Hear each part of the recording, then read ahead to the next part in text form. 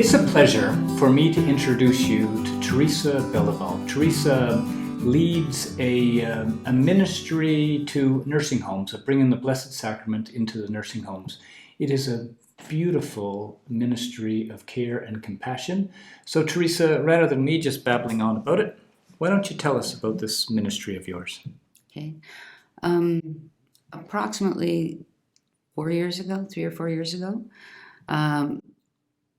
Sister Anne Marie discovered there was a need in the nursing homes for the Eucharistic service. And being Sister Anne Marie, she decided to create a group to do this. And she called for volunteers.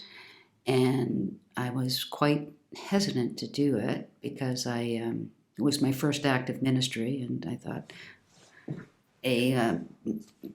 who am I to bring the Eucharist to somebody? And B, I'm new to this, and it was scary. Mm-hmm. So being Sister Anne Marie, I was voluntold to be the leader.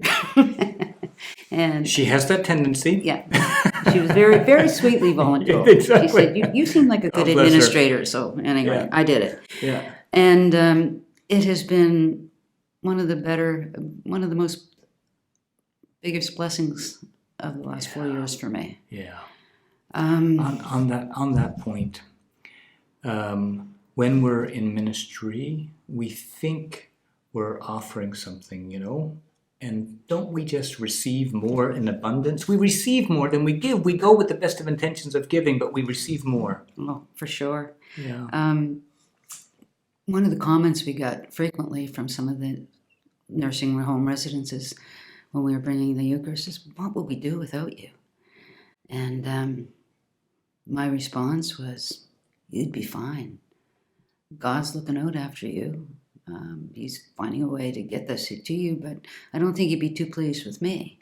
Yeah. Being able-bodied and not recognizing the need. Mm. So that's part of the reason that I did it. And the other part of the reason, big reason, was because my mom had recently passed away, but she was devoted to the Eucharist, devoted Catholic, and the Catholic community, the church, and specifically the Eucharist was a huge part of her life. And when Sister Anne Marie put out the call, I thought that could be my mother. Or I'm sure it could be anybody who's listening, their mothers, it could be them. If you imagine yourself not being able to receive the Eucharist or not being part of the community, what would that mean to your life? So that's what these people were losing. So we formed a group, and we were basically, we had a schedule that we were doing it every, a team of 2 was going out every 3rd week. And we were going to the nursing homes and doing a communion service that lasted about 20-25 minutes. It was basically an introduction, the service around communion and the gospel. And some fairly bad singing by the people who were in the ministry.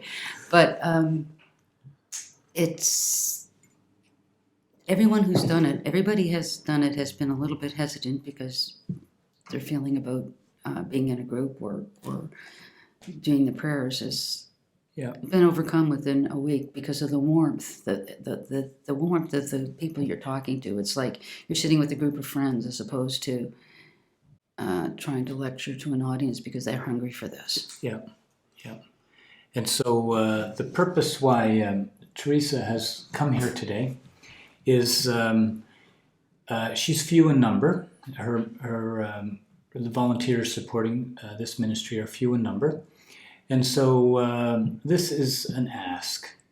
If this strikes a chord with you, if you have a desire to be part of this ministry that brings the Blessed Sacrament into nursing homes in our parish, then please get in touch with Teresa. Her phone number and email address are right here at the bottom of the screen.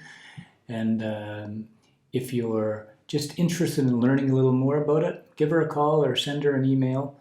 And I just want to emphasize a really important theme that I think Teresa brought out. Teresa, you said that you're pretty scared, when you first started doing this, or, trepidation of this type of public ministry. very much. But yet God provided and blessed you in abundance by saying this yes. So if you are interested in this but feeling a little nervous about it, that's normal. My goodness, we're talking about these great mysteries of our faith. So God will provide, and please give Teresa a call if you're interested in volunteering for this ministry or just interested in learning more about it. Any final thoughts, Teresa? I'm sure anybody who would like to come and see, they're more than welcome to come come with the ministers on any given Sunday. We're hoping to start again right after Easter. Right now there's 3 people on the ministry and 4 buildings, so we definitely need more people. But if you just want to see, please contact me. We'll make sure you come with somebody and just see what we do. Wonderful, wonderful.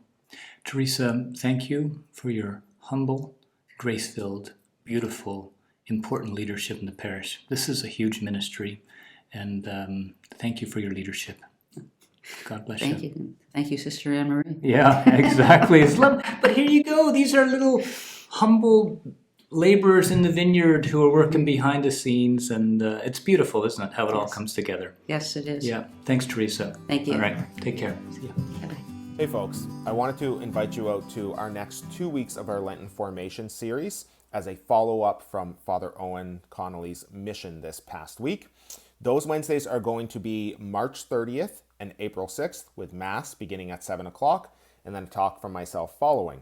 If you weren't at the previous 2 Lenten Formation series, feel free to come out anyway. And if you would like, you can look on Father Rob's channel here to find those previous talks that I gave. So again, I look forward to seeing you all there. That's March 30th and April 6th.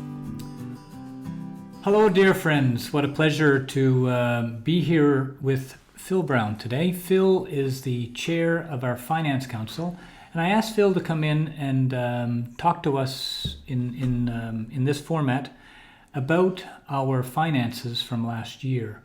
So Phil, first off, thanks for all you do around the parish, man. Thanks for your leadership on the Finance Council and all the work that you do. I know I often see you here after work working on something or puttering away at something. So I'm very, very thankful for your dedication to the parish and you offering your tremendous gifts to the parish. So thank you very much for that.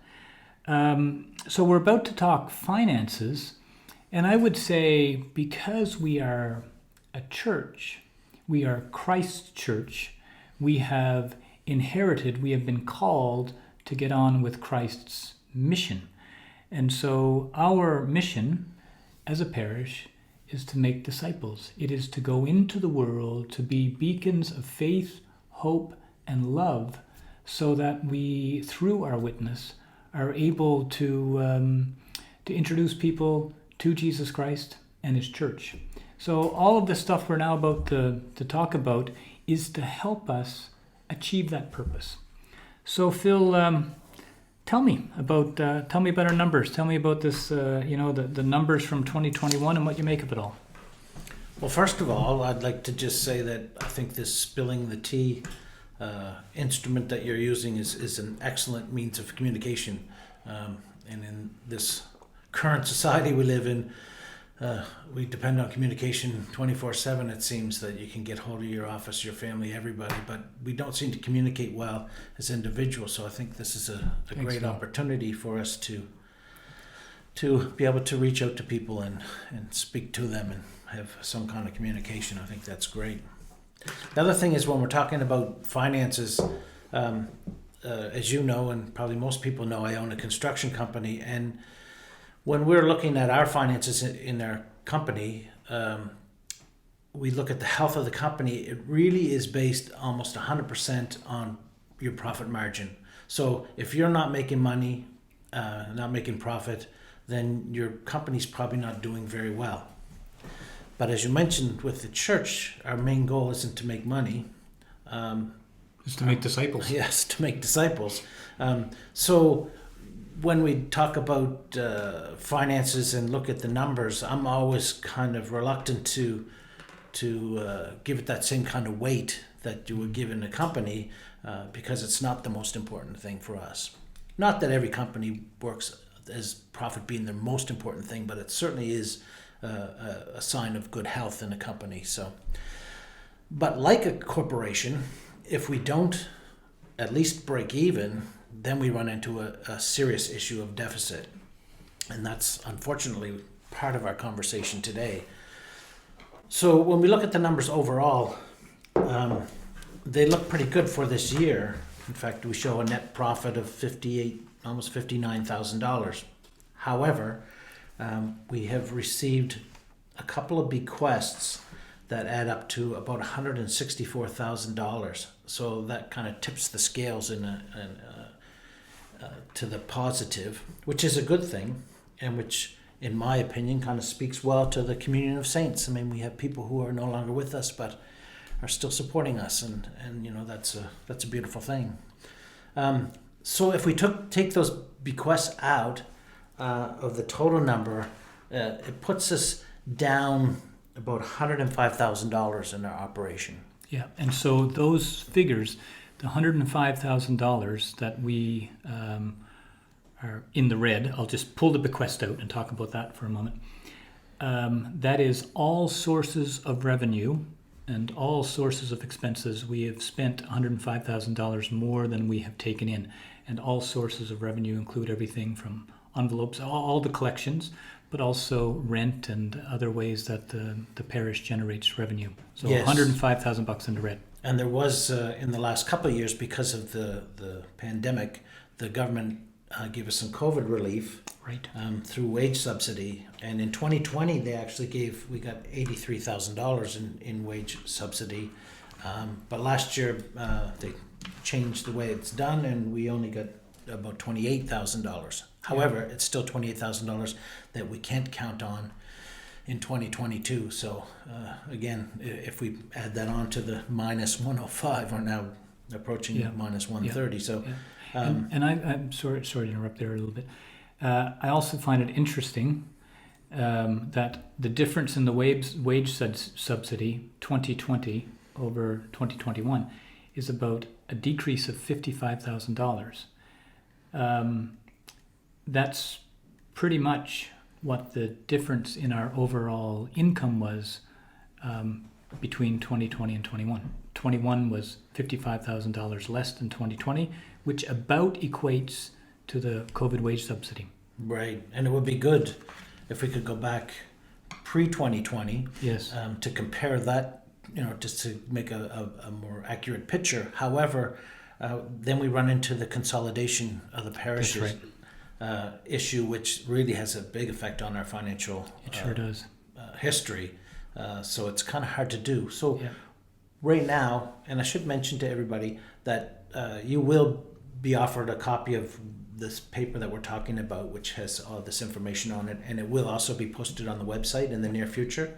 So if you have questions are arising in your mind right now about the numbers, there'll be full disclosure of this in the near future. So moving forward from here, I mean, obviously we could use more money, and we know that times are getting tough for everybody, but unfortunately they're also getting tough for the church. So with the increase in all the other costs, our costs go up as well. So as always, there's a plea for if anyone can scrape up a little more money for us, it certainly would be appreciated, and certainly does go a long ways. And we certainly appreciate what we're getting now. And for me, there's a great hope with the end of this, hopefully the end of this COVID pandemic, and now that the churches open up again to full attendance, I'm praying that the church fills up, that because we have more people, we have more income, and that will help out with our total budget.